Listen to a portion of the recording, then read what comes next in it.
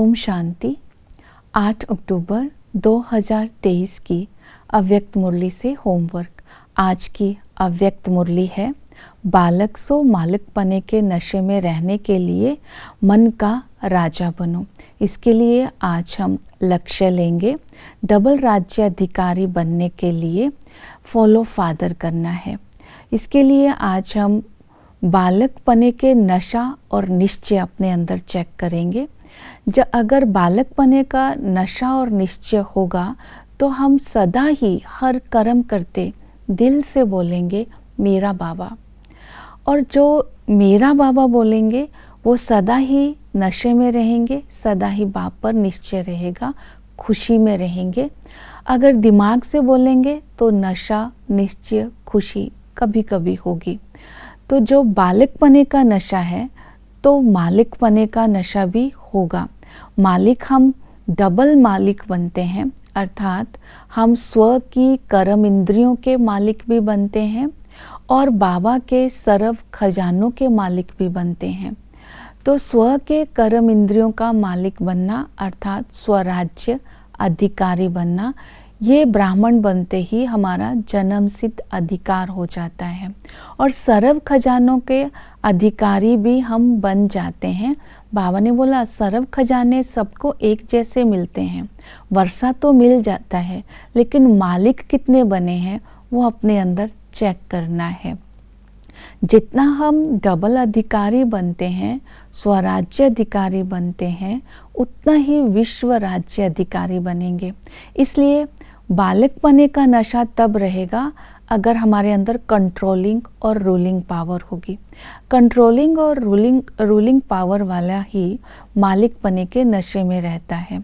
इसके लिए आज हम ये स्वमान लेंगे, मैं स्वराज्य अधिकारी हूँ, कर्म इंद्रियाँ मेरी कर्मचारी है।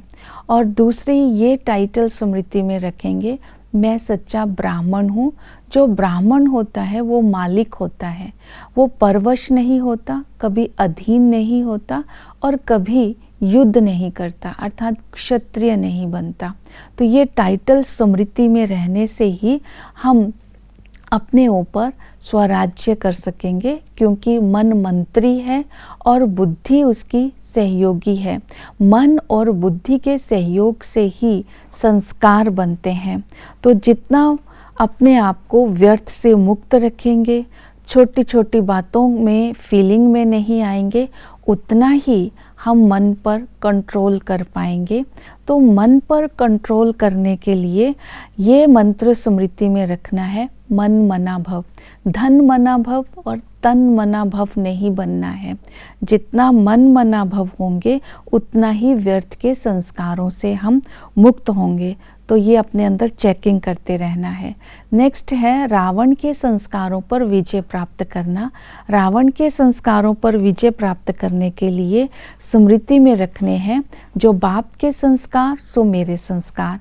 बाबा विश्व कल्याणकारी है, बाबा शुभ चिंतनधारी है, बाबा शुभ कामनाधारी है, बाबा सबके प्रति शुभ भावना रखते हैं।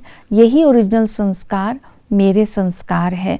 रावण की जायदाद को मेरी नेचर, मेरा स्वभाव, मेरा संस्कार नहीं कहना है। रावण के संस्कार है फीलिंग, किनारा करना, परचिंतन सुनना, परचिंतन सुनाना। तो इन सब से अपने आप को मुक्त करने के लिए तपस्या की अग्नि से रावण के संस्कारों को भस्म करना है।